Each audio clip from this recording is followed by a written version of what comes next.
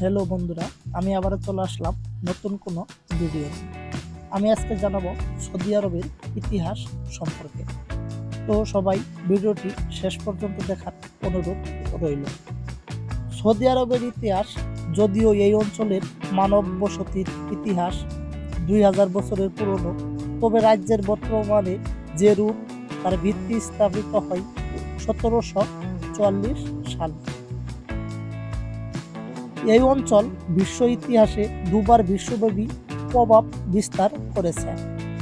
সপ্তম শতাব্দীতে মুহাম্মদ সাল্লাল্লাহু আলাইহি সাল্লাম এখানে ইসলামের প্রচার করেন এবং একটি খিলাফতের প্রধান কেন্দ্র।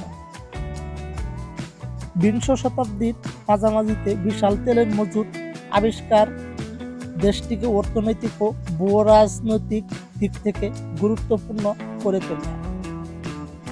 সপ্তম শতক থেকে মক্কা ও মদিনা শহরগুলো মুসলিম বিশ্বের জন্য সর্বোচ্চ অত্যাধিক তাৎপর্যপূর্ণ অঞ্চল।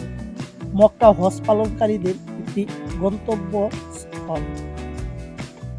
মক্কা হজ পালনকারীদের একটি গন্তব্যস্থল সামর্থ্যবান প্রত্যেক বিশ্ববাসীর জন্য জীবনে একবার হলেও এখানে আসা বাধ্যতামূলক। তবুও এই অঞ্চলটি পূর্বে আপেক্ষিক, অদৃশ্য এবং বিচ্ছিন্ন ছিল।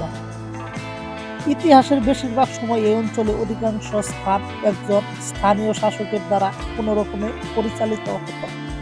আল সাউদ সৌদি রাজকীয় পরিবার কেন্দ্রীয় আরবের নজদের ছোটখাটো স্থানীয় শাসক হিসেবে আবির্ভূত হয়।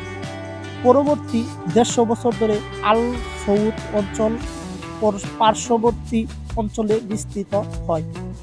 যাই হোক, 1902 থেকে 1927 সালের মধ্যে আল সৌদ নেতা আব্দুল আজিজ বিজয় অর্জনের একটি সিরিজ পরিচালনা করেন, যা 1930 সালে সৌদি আরব রাজত্ব প্রতিষ্ঠা করে।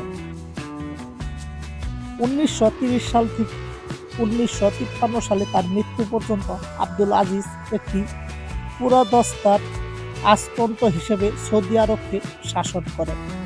এরপরে উত্তরাধিকার সূত্রে তার 6 পুত্র রাজ্যটির শাসন করেছে।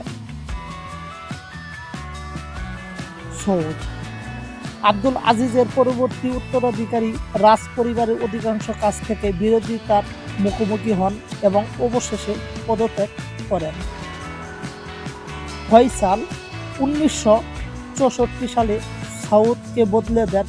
1975 সালে এক বার্ধপুত্রের দ্বারা তার মৃত্যুর পূর্ব পর্যন্ত ফয়সাল তেল সম্পদ দ্বারা চালিত বৃদ্ধি ও আধুনিকায়নের সময়ের নেতৃত্ব দেন।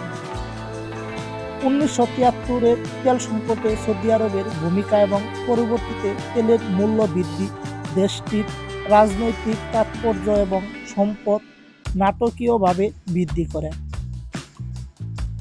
খালিদ ফয়সালের উত্তরাধিকারী বিরোধিতার প্রথম প্রধান লক্ষণের সময় তিনি রাজা হয়েছিলেন। 1979 সালে রাজনৈতিক এবং ইসলামিক চরমপন্থীরা সাময়িকভাবে মসজিদুল হারামের নিয়ন্ত্রণ নেয়। ফাহাদ 1982 সালে রাজা হয়েছিলেন। তার শাসনামলে সৌদি আরব বিশ্বের বৃহত্তম তেল উৎপাদক হিসেবে আবির্ভূত হয়েছিল। যাই হোক, 1991 সালের উপসাগরীয় যুদ্ধে মার্কিন যুক্তরাষ্ট্র এবং অন্যান্যদের সাথে দেশটি নিজেকে যুক্ত করার ফলে অভ্যন্তরীণ উত্তেজনা বৃদ্ধি পায়। 2000 সালের শুরুতে